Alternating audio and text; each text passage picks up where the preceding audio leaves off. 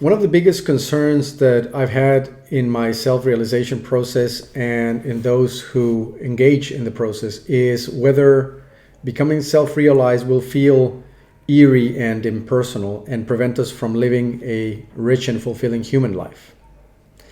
This channel is Meditation Amsterdam, and today we get to talk about the personal element in our essential nature, also the element of vulnerability. And we get to do so on the back of what is the fourth episode in the book review of The Pearl Beyond Price, the book by A.H. Almaas, which I call one of my top books of all times. As this is the fourth episode, you may want to view the first three if you want to watch this sequentially under the playlist The Pearl Beyond Price. I won't go into detail onto the intro, but it builds up a nice narrative as you watch these sequentially. And in today's video, I want to go into an episode, or rather a chapter called The Personal Element, and another chapter called Contact.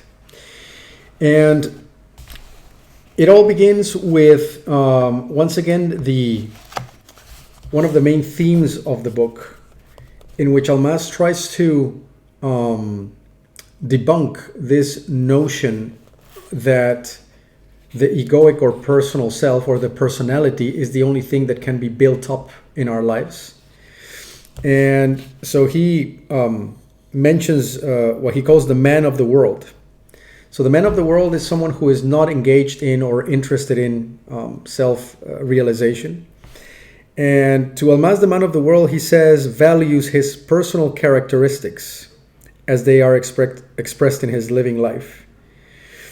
And he is not willing to sacrifice his sense of himself as a person. So he is pursuing personal fulfillment and personal excellence. And this is a kind of interesting topic, because in spirituality, we are told that we need to sacrifice our personality and our sense of individuality to become one with everything, have that oceanic feeling of being completely integrated into the fabric of reality without any divisions, and that the individual is no longer there. And Almaas is very interested in that topic, and he goes into describing that what the egoic personality takes itself to be, that supposed sense of identity, that supposed sense of uniqueness that should be preserved and that should not be sacrificed to make room for this oceanic spiritual impersonality, is nothing but a part of the egoic self-image, which is completely spurious. It's fake. And he explains it in 2 or 3 lines that I think are very poignant, and which I just want to quote because I think they're quite accurate. And he says that an image cannot be personal. In previous episodes, we were talking about how the self, what we feel to be our egoic self, is nothing but an object in the mind. It's a self-image that has hijacked the real self. And he says that a self-image relating to an object image is not a true personal experience. Meaning that whatever experience the ego has is not really personal, because the ego itself is not personal, is just an image. He also says that, quote unquote, to be truly personal, one must have achieved a development beyond that of a coherent self-image.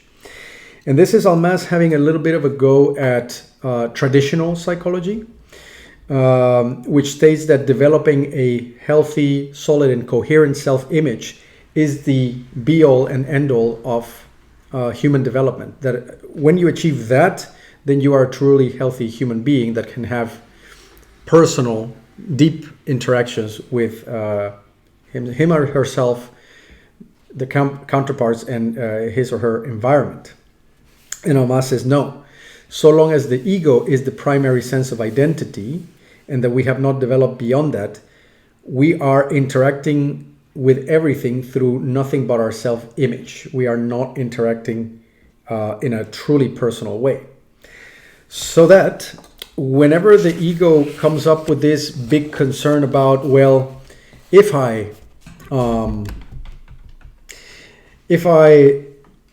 drop my sense of egoic individuality, that sense that I am personally involved in something and really making contact with it is going to go away. I'm going to be in this eerie impersonal space. And in fact, it's quite the opposite, as the next chapter also explains. But to make the point a little bit more clear, I will use yet another quote. And it says, "The individual employs this impersonal defense of isolation and emotional detachment so that he does not feel either the vulnerability or personal involvement, or the sadness about the lack of it." In other words, so long as you are in egoic identification, there is a longing for true contact to take place, which is not taking place. And this longing is very deep. You want that contact and that connection, and it's just not there. And at the same time, you're terrified about the vulnerability that it implies or that it requires in order to take place. This condition is much more common than is normally acknowledged, for it is usually hidden by the ego's fake sense of being personal. In other words, the ego gives you an experience of making personal contact that is a very good counterfeit, but is not the real article. And then we go into the chapter of contact, which is interesting, and I won't quote too much from that one, but it is interesting because the essence of contact, according to Almas, and for that contact to be real and to be truly personal, requires both a deep amount of sincerity in the individual and a huge amount of vulnerability.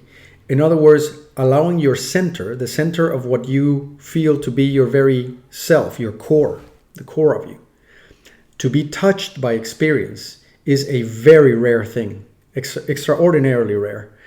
What we'll do instead is we will negotiate with things, we will emote about them, think about them, we will have probably physical contact, and yet none of those qualify as actual contact, something that touches the very core, the very heart of your awareness, and there's no escape. It is deep and intimate, and it's the very thing that we long for.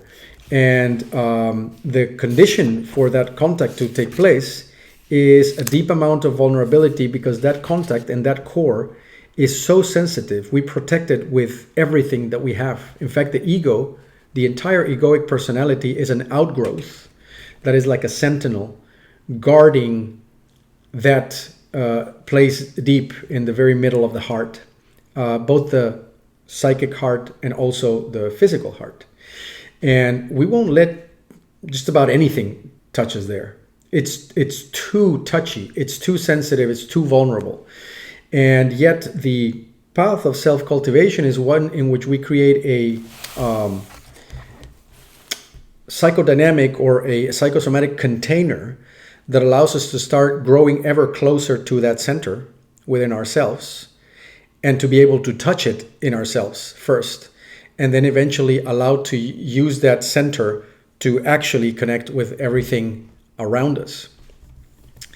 I made a video yesterday about whether narcissism could be cured, and made a kind of argument about how if we manage to come to that center and be completely vulnerable and completely unconditional in our self-love, that we can potentially heal people who suffer from narcissism around us. Now, it's just a theory, and I wouldn't bet my I wouldn't bet too much on it, but it's something worth considering, because even if you fail at changing the world, if you succeed at transforming yourself, that is a huge success. And the other point about this is not a point made directly by Almas that I can remember, is that a life without real vulnerable contact is it's kind of a life missed, right? It's a life always lived through the self-image, as opposed to in the actual, where you have skin in the game and things touch you in a real and profound way.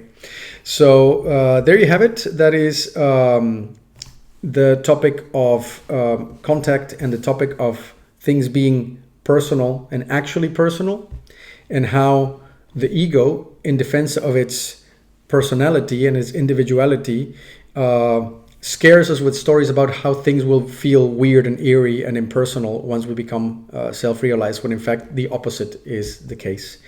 Curious about your thoughts on this one, so do share them in the comment section. And as always, if you think that these are interesting videos, then your liking, sharing, and subscribing makes them more available to others. I'll be back pretty soon with more videos. And until then, cheerio. Thanks for watching. Bye.